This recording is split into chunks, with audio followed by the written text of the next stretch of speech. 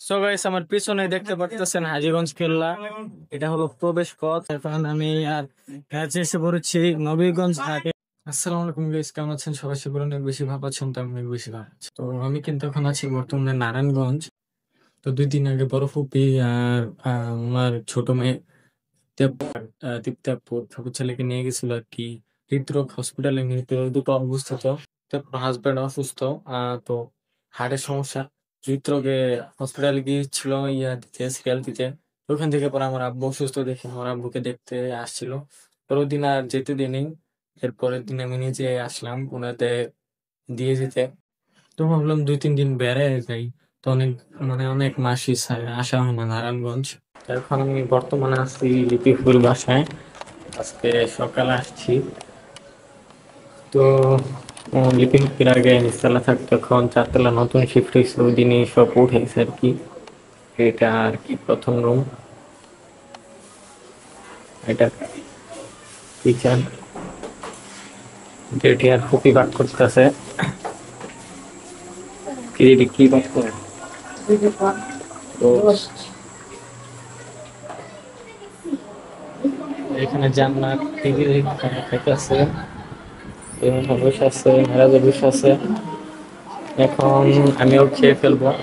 তো আমি সকালে গোসল করে আসছি। নতুন রুমে উঠছে ফুপিরা, তাই আজকে মিলাদ হবে বিকালে। গাইস, আমি ঘুমাই গেছিলাম, তো একটু আগে উঠছি। তো উঠা ফুপি আনারস দিচ্ছে, আনারস খেতেছি। তো নামাজের টাইমও হয়ে গেছে। ওখানে আপনার এই 12টা 49 বাজে। তো আমি সকালে যেহেতু গোসল করে আসছি, তখন আমি আহ একটু পরে আর কি চলে যাব মসজিদে।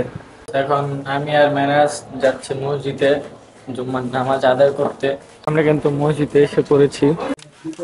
এখন কিন্তু মসজিদ থেকে আমরা 2-9 জন যাচ্ছি বাসার দিকে। আর এখন কিন্তু অনেক রোদ পড়ছে, দেখতে পাচ্ছেন, প্রচন্ড গরম। তো হয়েছে আমি খেতে বসে পড়েছি। এখানে সোহাগ ভাই এসে পড়েছে, নাবিলাপু।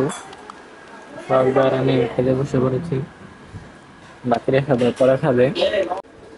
আমাদের খাবার শেষ। তো দুলাভাই এখন চলে যাচ্ছে দোকানে। আমি নামাজ পড়তে গিয়েছিলাম, তো নামাজ পড়ে এসে পড়েছি। তো একটু পরে কিন্তু হুজুরা এসে পড়বে। এইমাত্র ফুফা আসলো, বড় ফুফা। আর আজ কি করতেছ? সবাই হুজুরে কিন্তু এসে পড়েছে ভিতরে। ভিতরে শুরু করে দিয়েছে সুরা করা। ربنا إننا سمعنا مناديا ينادي لآتنا قرة أعين واجعلنا للمتقين إماما ربنا لا تزغ قلوبنا بعد إذ هديتنا মিলাদ শেষ হওয়ার পর কিন্তু আমি আর মেরাজ যাচ্ছি একটু ঘোরাঘুরি করতে। তো ঘরে আর বসে থাকতে ভালো লাগতেছিল না, তখন আমরা যাচ্ছি হাজীগঞ্জ কেল্লায়। তো কেল্লাটা কিন্তু অনেক পুরানো। তো কেল্লায় যাওয়ার পরে আমি আপনাদের দেখাচ্ছি কিরকম। সো গাইস, আমার পিছনে দেখতে পাচ্ছেন হাজীগঞ্জ কেল্লা। এটা হলো প্রবেশ পথ। এটা পুরোটা কেল্লা, চলেন আমি আপনাদের ঘুরে দেখাই। এখান দিয়ে প্রথম উঠতে হয় এই কেল্লাতে। প্রথমবারই আসলাম। দেখতে পাচ্ছি এখানে এখন খেলা চলতেছে, ফুটবল খেলা হচ্ছে, ওই টুর্নামেন্ট। এই কেল্লাটা 1610 সালে স্থাপিত করা হয়েছে। ঢাকা ও আশেপাশের অঞ্চলগুলোর নদীপথ আক্রমণ থেকে বাঁচার জন্য বা রক্ষার জন্য এটি নির্মাণ হয়েছিল। গাইস দেখেন, ভিউটা কিন্তু অস্থির আসতেছে অনেক। এখন সূর্য ডুবে যাবে, এখন মাগরিবের আজান দিয়ে দিয়েছে। তো এখন নামাজ পড়তে যাব, নামাজ পড়ার পরে ঘাটে যাব, ঘাটে যেয়ে দেখি কিছু খাবো। নামাজ শেষ হয়ে গিয়েছে, এখন আমি আর কাছে এসে পড়েছি নবীগঞ্জ ঘাটে। কি খাবার মেরাজ? ঘুরে দেখি এখানে, ওদিক দিয়ে আসো ঘুরির। তো এখানে অনেক রকমের আইটেম পাওয়া যায়, বিভিন্ন কিছু পাওয়া যায়। বিশেষ করে এখানে ফুচকা চটপটির একটু বেশি আর কি রয়েছে এখানে।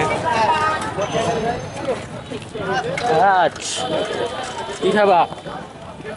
রাজ কি খেবা তুমি?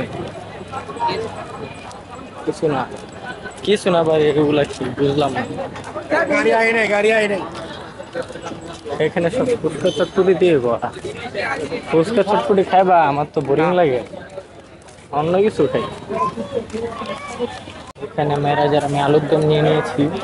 আর এখানে নদী পারাপার হয়, এখানে আপনার টাকা বা টোল দিতে হয়।